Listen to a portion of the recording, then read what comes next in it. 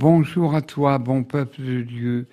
J'ai déjà raconté Don Bosco dont sa fête est, comme vous le savez, le 31 janvier. Mais c'est un vrai monument, en effet. Je ne raconterai pas tout puisque j'ai déjà raconté dans YouTube Don Bosco. Mais c'est tellement un grand géant que je me suis attardé à quelques aspects de sa vie. En effet, les grandes villes comme Lyon, Paris, Turin, pour ne parler que ces villes, Milan bien entendu, il y avait la révolution industrielle. Et les jeunes venaient des montagnes, des plaines, en effet. La terre ne pouvait plus les nourrir. Alors, ils allèrent directement à Turin. Mais on les exploitait, ces jeunes gens. Ainsi, quand Don Bosco, jeune prêtre, allait voir les jeunes. Bah, qu'est-ce que tu veux, le curé? On a besoin de toi, et pour nous la paix. Mais Don Bosco ne se décourageait pas. En effet, à l'époque, quand on embauchait du monde, on disait, le matin, il venait au travail. Et bon, j'ai besoin de vous, toi. Terminé, il n'y a plus besoin. Vous reviendrez demain si on a besoin de vous. Mais la plupart de ces jeunes Italiens étaient des maçons. D'ailleurs, on dit qu'un Italien, dès qu'il est dans le ventre de la mère, il est déjà maçon.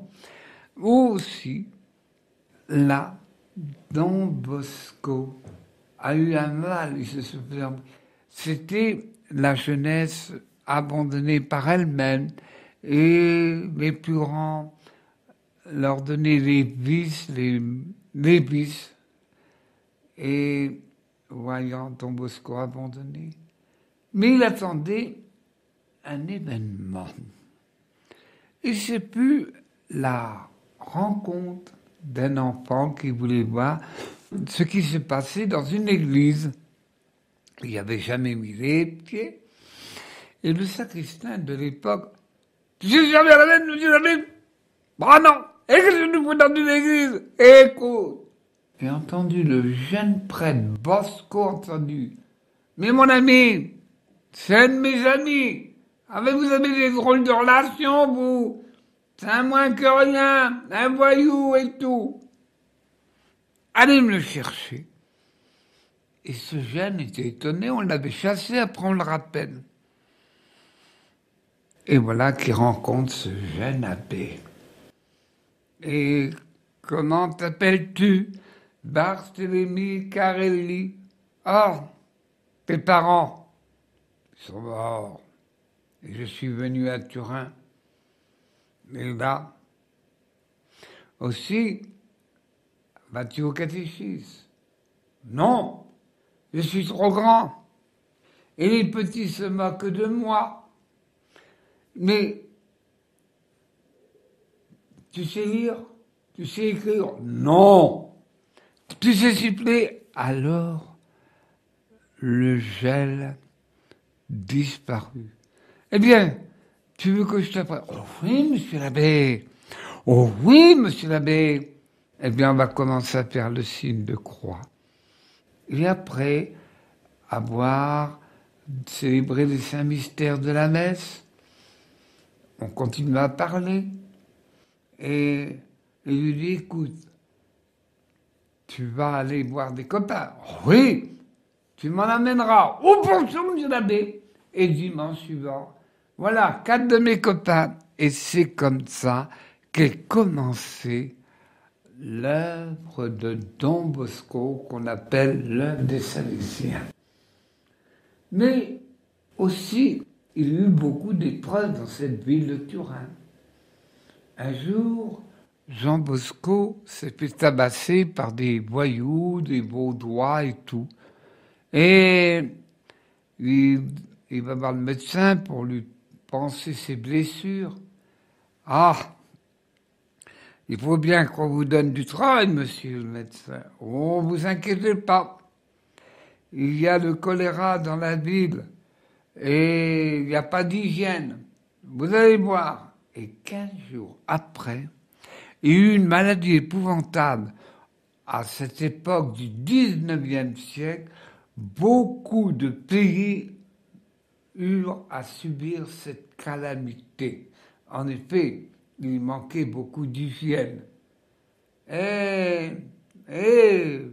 Don Bosco, auriez-vous 20 jeunes gens pour vous délivrer, car nous n'avons pas assez de bras. Et puis les gens n'osent pas chercher ceux qui sont pris par le choléra. En 5 jours, et encore 5 jours. Mais en général, lorsqu'ils s'attrapent le choléra, c'est dans la journée même, et même les plus costauds. Et le soir, quand ils voient tous ces jeunes gens, Jean leur prépare, il faut aider ces pauvres malheureux qui meurent du choléra et autres. Qui veut venir? Moi Bosco. Ah, pas les petits, non. Que les plus grands. Et il prit 20 jeunes gens. Et là, il est... Oh! Tu fais partie de la jeunesse de Don Bosco, oui. On ne peut pas aller chercher celui qui est mort et tout. C'est contagieux. Et ils y allèrent, les uns les autres. Et cela dura un bon mois. On allait dans les greniers, dans les caves, dans les endroits les plus affreux. Mais miracle, aucun de ces 20 jeunes gens n'attrapèrent le choléra. Même monsieur le maire de l'époque, Don Bosco, vous avez fait du bien avec vos jeunes gens. Est-ce que vous nous faites l'honneur de vous recevoir dans votre établissement? Mais bien volontiers, monsieur le maire. Le maire en tête et son conseil de l'époque, monsieur, voici ma maison, la maison de ces jeunes gens. Mais avant, nous allons rendre visite à la chapelle, le maître de cette maison.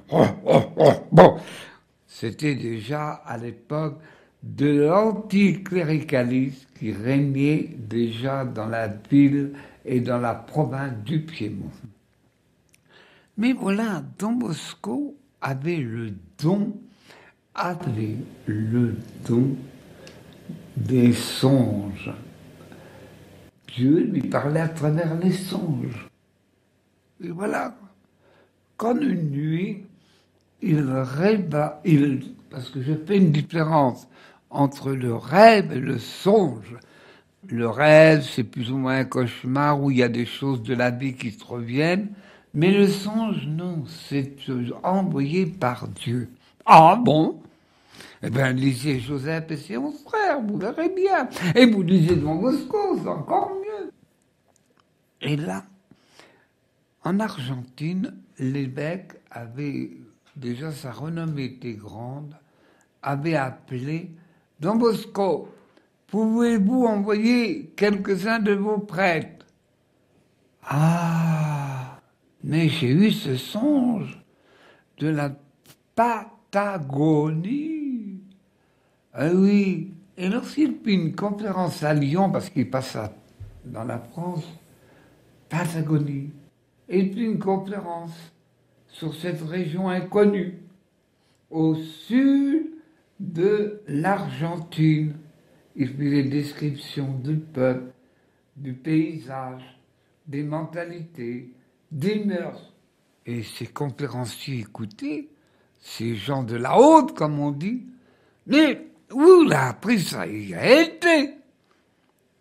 Don Bosco, que je dois dire à cet aéropage? Ah, si tu leur dis que je l'ai eu en songe, ils vont pas y croire.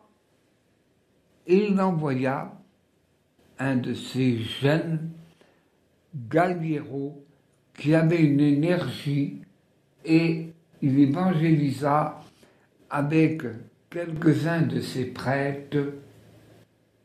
Et là, c'est une des régions aujourd'hui chrétiennes Et les enseignements sont donnés par les Salésiens de Don Bosco. Aussi, je raconte quelques faits que je n'ai pas racontés à la première fois. En effet, Don Bosco était un constructeur, comme était Eugène de Mazenot. Il dit pour remercier la Sainte Vierge de tout ce qu'elle m'a fait, de tout ce qu'elle m'a fait. Je veux construire une basilique pour la remercier de tout ce qu'elle m'a donné, d'avoir protégé mes enfants. Et il y mit 20 ans. Mais quel qui souffrit. Le fameux Don Bosco, il s'est fait rouler par une pluie diluvienne de plusieurs jours. Le terrain ne tenait pas. C'était un terrain d'alluvion. Ha! Un Don Bosco, tu te fais avoir. Et l'entrepreneur lui dit, Don Bosco, vous me donnez de l'argent. Ah, je n'ai que 5 sous. Que ça? Ayez confiance, monsieur l'architecte. Ayez confiance. Ayez confiance. Et au bout de 20 ans, cette basilique fut construite. Et aussi, pour la petite histoire, Don Bosco voulait... Il était sportif. Hein. Il prit un petit enfant, Emmanuel Fassati, qui monta avec lui et mit la dernière pierre au sommet de cette basilique.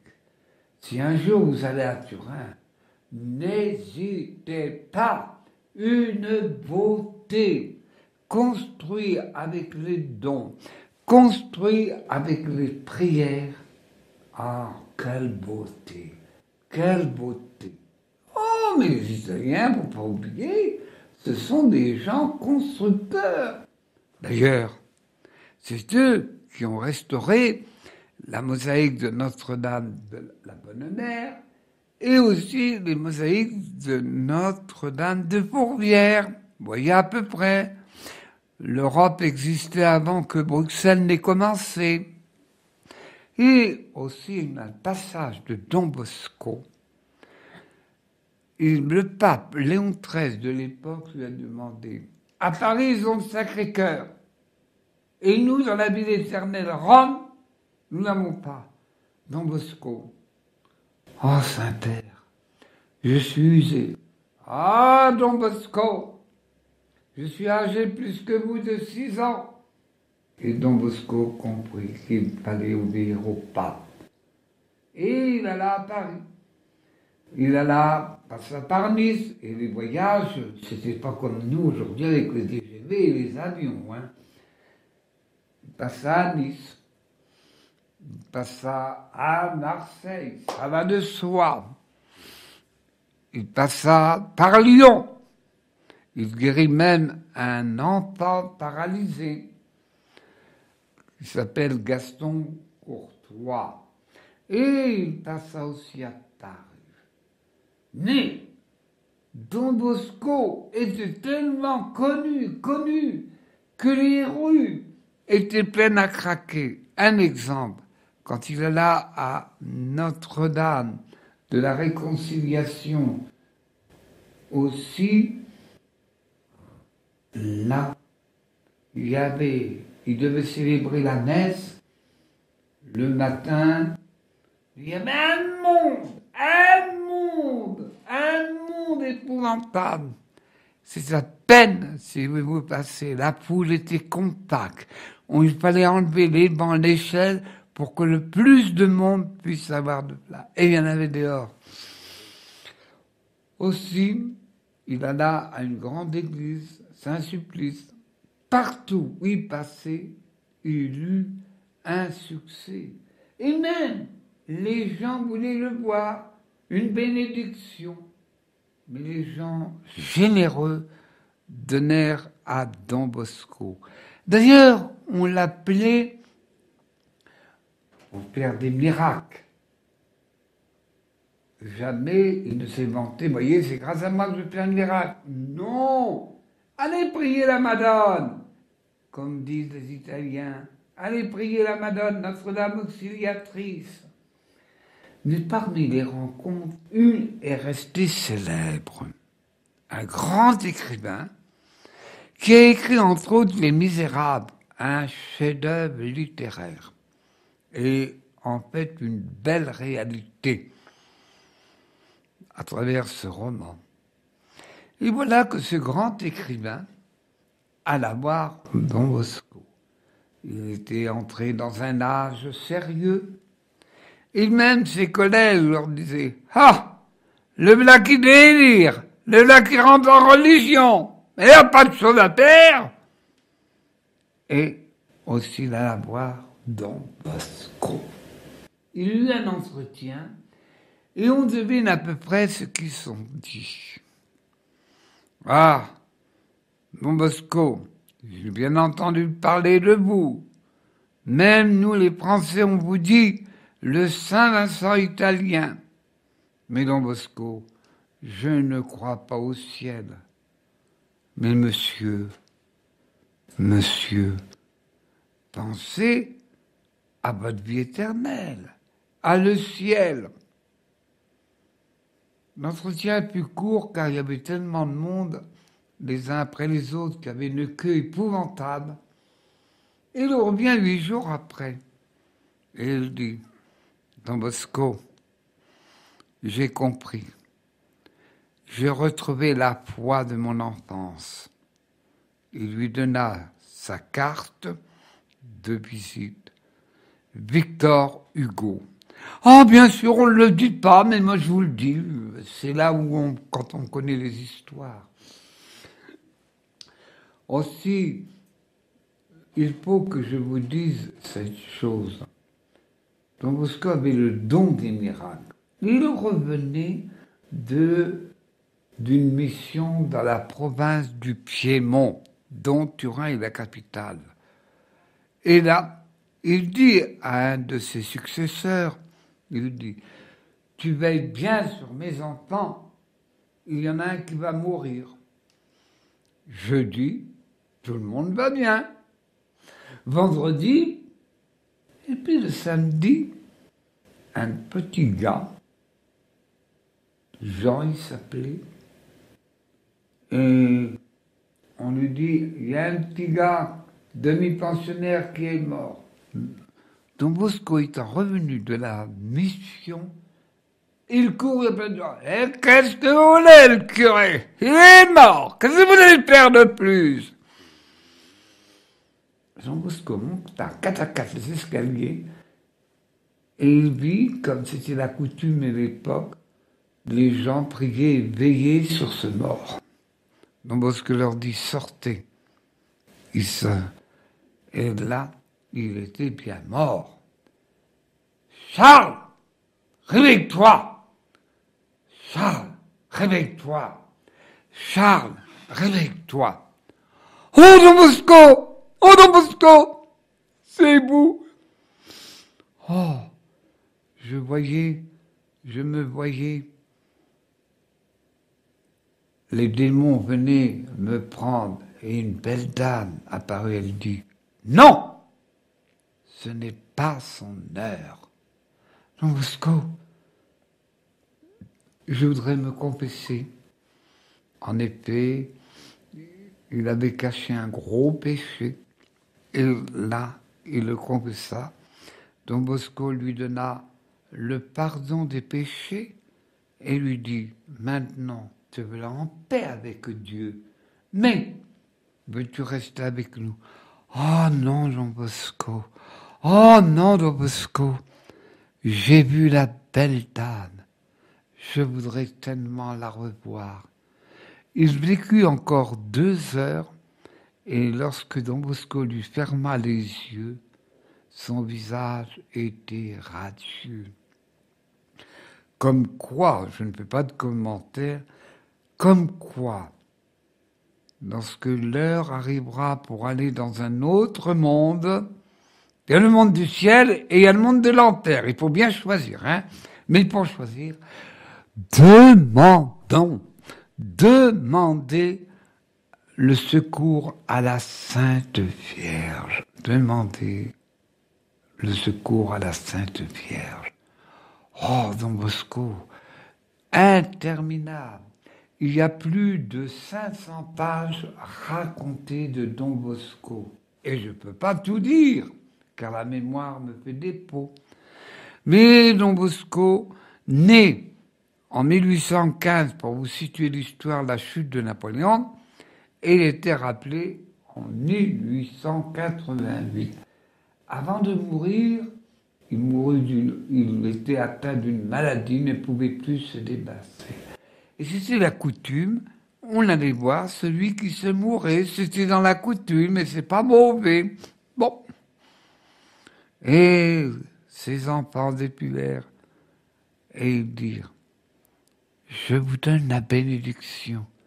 Mes enfants, je vous attends au ciel. Il y a la Madone. Elle se promène autour de vous.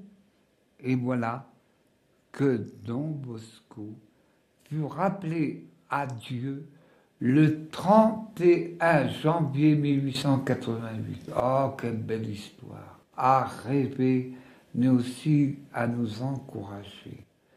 Mais pour terminer, on ne le dit pas parce que c'est pas la mode. Bon, ça pousse. Don Bosco a été attaqué d'une façon par les anges déchus. Et Don Bosco était un peu semblable comme le Saint Curé d'Ars, des cris épouvantables. Un matin, il sortit. Mais qu'est-ce qui vous arrive, Don Bosco? Vous êtes blanc comme mort. Oh, c'est rien. Et puis les jeunes gens disent, Don Bosco, on va veiller sur toi. Si vous voulez, jeunes gens. Mais quand ils entendirent des cris épouvantables à vous frayer corps et âme, qu'ils se sauvèrent. Et Don Bosco avec humour dit, voyez, c'est pas n'importe qui que j'ai contre moi. Et pourquoi il est attaqué? Tout simplement parce qu'il lui a arraché des âmes, car le démon n'a qu'une ambition, de perdre beaucoup de âmes et de les priver du ciel. Voilà, bon peuple de Dieu, c'est un résumé, mais c'est un génial. Alors, pour avoir Don Bosco, il existe en bande dessinée, mais pour vous, les historiens qui voulaient éplucher, demandez de offrir le meilleur auteur sur Jean Bosco. Voilà, bon peuple de Dieu, que Dieu vous bénisse.